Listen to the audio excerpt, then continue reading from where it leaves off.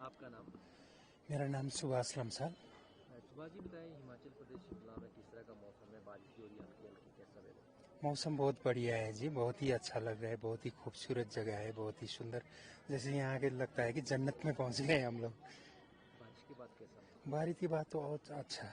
कल शाम को हम लोग पहुँचे थे, थोड़ा गर्मी लग रहा था, अभी सुबह बारिश हुई, ओले भी पड़े कुछ, तो बहुत ही अच्छा लग रहा है, बहुत ही अच्छा मौसम है। जी बहुत।